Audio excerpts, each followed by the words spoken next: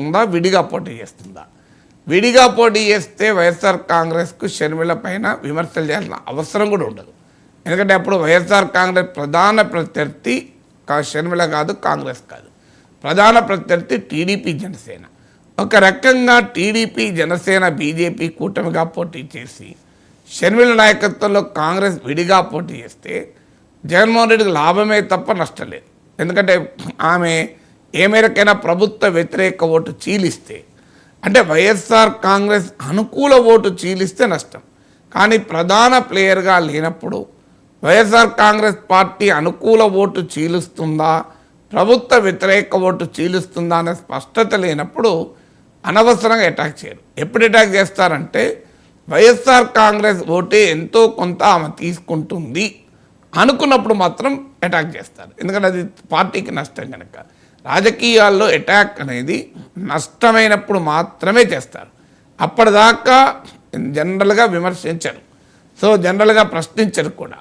ఇక ఇంకో ముఖ్యమైన అంశం ఏంటంటే చాలా ఎంబరాసింగ్ సిచ్యువేషన్ కూడా ఉంటుంది. ఎందుకంటే షర్మిల, జగన్ వారు ఎవరు రియాక్ట్ కావాలి? సో జగన్మోహన్ రెడ్డి పైన షర్మిల విమర్శలు చేయకుండా కౌంటర్ చేస్తే ఏ రకమైన ఇంపాక్ట్ ఉంటుంది అని కూడా ఆలోచిస్తాను.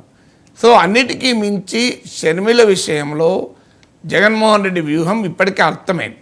షర్మిలను అనరు, చంద్రబాబు నాయుడిని టార్గెట్ చేస్తారు. ఎందుకంటే ఇప్పుడు ఈ మధ్య అన్నారు కదా, వీళ్ళు పొత్తుల కోసం కుటుంబాల్లో చిచ్చులు పెట్టారని. రేపు జరగబోయేది అదే. రాజకీయాల కోసం మా కుటుంబంలో కూడా చిచ్చు పెట్టారు, నాకు చివరకు నా కుటుంబ సభ్యుల్ని దూరం చేశారు, నా కుటుంబాన్నే నాకు కాకుండా చేస్తున్నారు అనే కౌంటర్ అఫెన్సివ్ను తీసుకుంటారు. సో డిఫెన్స్లోకి పోతారని అనుకోను. కౌంటర్ అఫెన్సివ్ తీసుకొని షర్మిల పైన అటాక్ కన్నా కూడా కాంగ్రెస్ పైన, టీడీపీ పైన, రాజకీయ పార్టీల పైన అటాక్ పెడతారు.